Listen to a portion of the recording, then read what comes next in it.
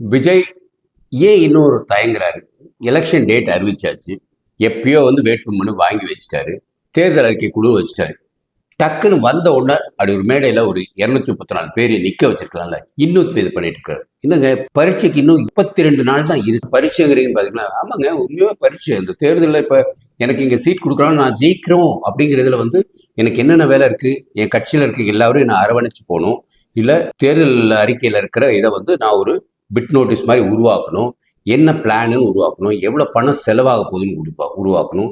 யார் தேர்தல் அதிகாரிகிட்ட பங்கு கேட்டு அப்பப்போ நடக்கிற செலவுகளெல்லாம் அவங்களுக்கு அனுப்பணும்னு பார்க்கணும். தேர்தல் ஆஃபீஸ் போடணும். பெரிய வேலைங்க அது. 30 நாள் சாத்தியமே கிடையாது. தேர்தல் அனுபவம் இல்லைங்கிறது ரொம்ப வெளிப்படையாக வந்துருச்சு. இந்நேரம் செங்கோட்டையனை கேடுங்க, அவர் இந்நேரம் ஆஃபீஸ் போட்டு வேலை பார்த்துப்பாரு. எனக்கு தெரிஞ்சு அவர் ஒருத்தர் தான் அங்கே ஒரு தேர்தலை சந்திச்ச ஒரு அனுபவம் இருக்குன்னு நினைக்கிறேன். அவராவது சொல்லியிருந்திருக்கணும், சார் ரொம்ப லேட்டு சார், கொஞ்சம் வெளியில விடுங்க சார், அதுக்கப்புறம் கூட ஆளை மாத்திக்கலாம், உங்க தொகுதியா சொல்லுங்க, அங்க மக்கள் வேலை செய்ய ஆரம்பிக்கிட்டோம் அப்படின்னு. விஜய் மேல நிறைய நம்பிக்கை வச்சிருந்தேன். அவர் என்ன குழப்பத்தில் இருக்காரு இன்னும் சுத்தமா தெரியல. ரொம்ப தயங்குறாரு. மெதுவா அப்படியே பேசஞ்சர் ட்ரெயின் மாதிரி போறாரு. திடீர்னு ஒரு ஸ்டேஷன்ல போட்டு வச்சுட்டு நம்ம இன்ஜின் டிரைவர் அப்படியே வீட்டுக்கு போயிட்டு சாப்பிட்டுலாம் குளிச்சுட்டு எல்லாம் சாப்பிட்டுட்டு வர்றாரு. அது மாதிரி தான் இருக்கிறார். இவர் தாங்க இன்ஜின் டிரைவர். சரசரசரசரசன் தேஜாஸ் எக்ஸ்பிரஸ் போக வேண்டாமா? இது சரியில்லைங்க. இவர் இந்த எலெக்ஷனுக்காக ஜெயிக்கிறதுக்குள்ள வேலை செய்யலை.